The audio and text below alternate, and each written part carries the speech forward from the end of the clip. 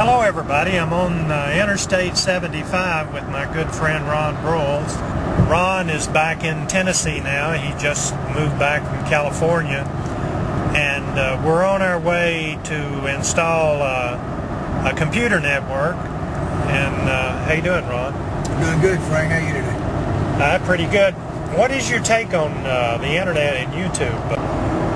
Well, I think the internet has been the single most effective tool to level the playing field, if you will, as far as the guy on the street really being able to kind of control his own destiny with regard to information. Some of the sites and depending on what your subject is, you got to be real careful where you get your information.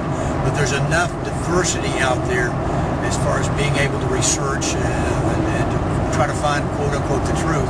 And if you're really diligent, you can pretty much figure out anything you want to figure out by going to the internet. Now, that in general has been great, but YouTube, I think specifically, has given the common man the ability to be a broadcaster. Excuse me, I got my phone. Okay. Hello?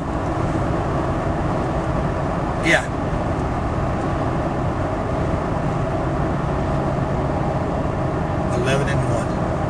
Okay. Do you know if you don't happen to know what's on that load, do you? Oh, okay, that's fine. Thank you very much. Our dining room furniture's coming, right? It has allowed every individual in the world basically to be their own television station or broadcast network. Like us right now? Yeah, like us right now, because once you put it out there in the ether, it's anywhere and everywhere. And I guess that's a good thing in the sense that you can really communicate with people in a way that doing it through a letter or even doing it through a telephone conversation can, because you can see facial expressions and you can get all kinds of subtleties of communication that you can really only get when you have eye-to-eye contact with someone. And you know another thing too, Ron, on these videos, and I've mentioned before in some comments, it's almost like a telethon. If I'm really interested in what someone has to say, it doesn't bother me that their videos are 17 minutes, 20 minutes, because I figure that if you want to listen to somebody's information for 20 minutes, watch it. If you don't, you don't have to. Just like that, you see that vehicle there in front of us, Frank? See that ramp? It almost looks like a ramp. Right. Back in my stuntman days, see, I would visualize myself hitting that on a motorcycle and jumping that semi in front of it. I tell you, man, a lot of good times. You know, when I was here doing that work for Mad Jack and all that stuff was going on over there at the Furniture Warehouse outlet, and just coming up with all these crazy ideas. I kind of wish that I'd pursued that a little bit more, because there's a market for good, funny advertising, and you don't see a lot of that anymore. Everybody's so rigid and so methodical about the way they do stuff. And, you know, we were doing stuff back then where we're blowing up stuff and jumping off buildings and crashing cars, and you don't see a lot of that anymore. One day I was sitting in Oak Ridge having a pizza in a pizza parlor down there, and they had a big screen TV, and I heard this voice, and it was you. And I looked up, and you were with, I'm trying to think of the name, it was on the Pictionary program they had. Betty White. You was on there with Betty White. Remember that? I do remember that. Yeah, that was, my gosh. What was the name of that program? Pictionary? It was Pictionary. Yeah. Yeah. And we just happened to be paired up with some people that weren't real good at it, let me say that. It was rough. You want to put words in people's mouths. You know, you can't do it. Yeah. And you? I didn't have a lot when I went to California. I drove a car out there that you could see the road through the floor, and we had to weld the side of it back together because the whole side of the car was flopping. It was like a 1960 Opel Kadett or something. And every time it would rain, it would quit.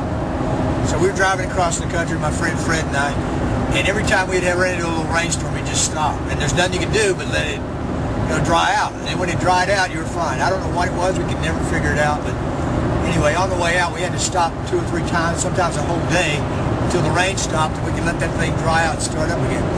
When I went to work for World's Fair Information Radio, You were with me the day that they hired me for that job.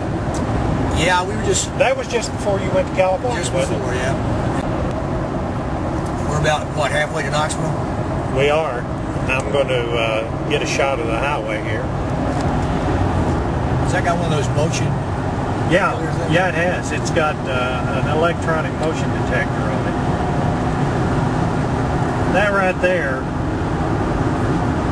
is a pretty piece of property. It's a landfill. You're absolutely correct. Well, if you come by here at night, you can see the methane gas. Well, right there, you can see, see the methane coming out of the ground there. They should be using that to do something. Most of the people who are on YouTube, they don't give their complete names and their addresses and things like that, or where they're from. It depends. I think the society that we live in, there's a lot more nutty people out there than there used to be, and it depends on their fixations. I mean, if somebody decides that you're the guy... They call them haters on YouTube. Well, well, I don't know.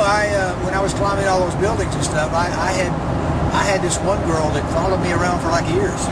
You got to be joking. No, she wrote me and called me and wanted me to dump my girlfriend at the time, and I mean, she was a true lunatic.